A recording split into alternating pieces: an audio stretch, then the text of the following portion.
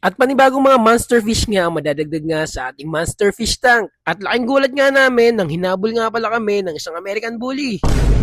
Pero biro nga lang yun, gawa ng American Bully nga pala na yun ay yung alaga kong si Yuan. Sa pagkakatanda ko nga pala, ito ang kauna-unahan naming walking niya. Nakakatuwa lang din, gawa ng kahit papano, nagkaroon kami ng panibagong banding ngayon at napakasaya pala mag-walking nga habang pinapanood ko nga ulit yung video na to. Habang yung mga kaibigan ko nga, nandito, nag-free flight sila ng isang GCC, si Kyoto, yung kasama naming mga ibon mga nakaraang araw. Mahaba nga rin pala nilakad namin na nagtungo kami sa Memorial Park ngayon para nga maganda ang paglalakaran ng aming alaga. Timing nga lang din, gawa ng maganda nga pala yung panahon ngayon. Gawa ng alas 6 pa lang ng umaga at napakalamig nga ngayon. Saktong-sakto lang din at hindi ganun mapapagod ang alaga ko. Sa pagkakatanda ko nga, huling walking namin, bata pa nga siya noon. Parang 3 months old pa yata. Napakatagal na talaga. Samantalang ngayon, 2 taon na nga siya mahigit sa akin. Sa dami nga pala kasi tinatrabaho ko araw-araw, madalang nga yung kapag-banding ni Yuan. Kaya nakakatuwa lang din. Ngayon, eto, nagkaroon kami ng oras para makapag-banding at siya nga rin, para kahit pa paano makapag-exercise. Dito nga, hilig nga niya yan. Lagi siyang tatakbo-takbo ba dyan. At naalala ko nga nung bata siya, nung nagpapahabol ako, gano'n nga di ginagawa niya. Nakakatuwa lang din alalahanin. Na hindi mo nga makikita sa kanya na 2 taon na siya. Kumbaga parang bata lang din talaga eh. Hindi mo nga akalain ng anak na yan.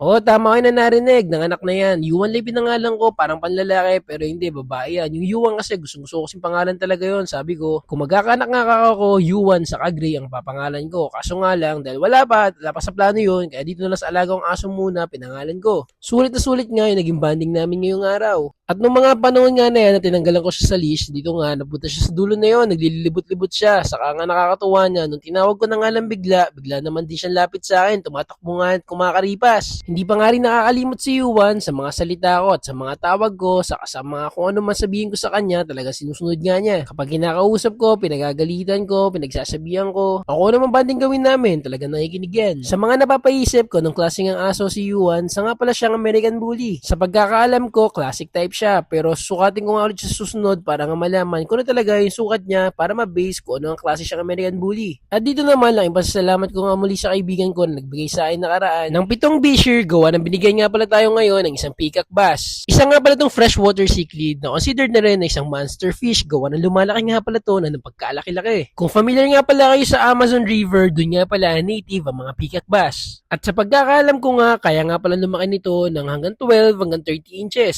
Depende na rin yon sa klase ng kanilang species. May dala nga rin pala ako ngayon na lalagyan ng plastic ng gulay. Yung makapal ba, gawa na may kukunin nga pala ako ngayon ay isang Oscar. Pero hindi yan yun, gawa ng Oscar na yan ay sa kapatid ko. At yung Oscar nga doon na ibibigay sa akin ng pinsan ko ay mas malaki dyan. Kaya naman dito na nga, pinuntahan ko na nga at grabe nung nakita ko nga napakaganda nga pala nito. Isa nga pala itong babaeng Oscar. Isang Tiger Oscar to be exact. Sa pinsan ko nga pala ito nang galing kay Kuya Kevin sa asawa niya. Kaya maraming salamat. Taon nga rin pala nila ito inalagaan. Kaso nga lang, gusto na nga rin nila magpalit ng isda. Gawa na hindi na nga doon sila nasisiyan sa aquarium. Kung isa nga lang nandun, gawa na napaka-aggressive nga doon nito. Lahat na lang na nilalagay nila, maski pagong, flower horn, arwana at iba pang mga klase ng mga isda ay kinakain nga lang daw ng sobrang aggressive. Binigyan na nga rin pala nila ako dyan ng pellet para nga dito at nasa bahay na nga ako, nandito na nga yung ating monster fish tank at ready na nga tayo para ilagay ito. Ina-acclimate ko nga muna. At dito pa nga lang, nakikita ko nang higanda niya. Medyo may takot nga lang sa akin, gawa ng sabi nga kasi ng pinsan ko, sa mga kwento nga nila, sobrang aggressive nito, kaya naman kinakabahan nga ako. Baka kasi daliin na lang niya bigla yung bishir ng mga nandito, o kaya yung kakalalagay nga lang din natin na isang peacock bass. Bali sa ngayon, sa monster fish tank natin, siya ang pinakamalaki at ng pagkalagay nga natin, lahat nga ng mga bishir nagbabaan. Kapag kasi ganitong gabi, lagi sila nasa taas at napaka-active nila. Yung peacock bass naman, dito nga, hindi rin siya mapakali. Biglang gulat na nga lang din nila, gawa na napakalaki kasi nung binigay sa ating Oscar na to at nakakatuwa, nagdagdag nga ito at angas dito sa ating monster fish tank. Pero napaisip nga ako, ano ba tamang pronunciation pala sa peacock bass? Peacock bass ba o peacock bass? Anyways, ito nga palang Tiger Oscar natin na to ay kaya nga palang lumaki hanggang isang ruler. Kumbaga 12 to 14 inches kaya niya at kung maalagaan pa nga na mabuti hanggang 16 inches kaya nga niya lumaki. Ang Tiger Oscar nga pala ay tinawag na Tiger Oscar kung makikita niyo naman sa kanyang skin kasi na malatigre nga.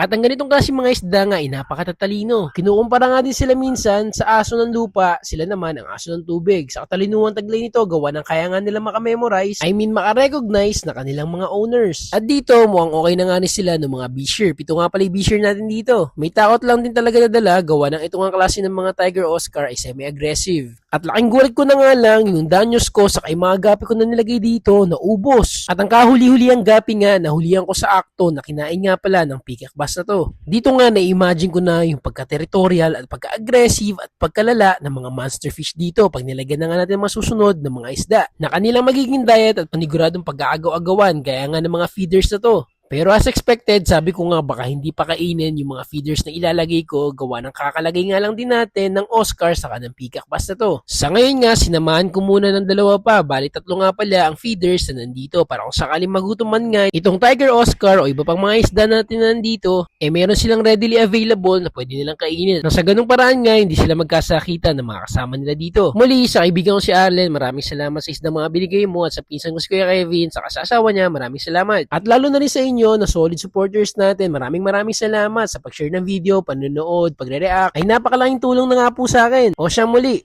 Farm Life, peace out.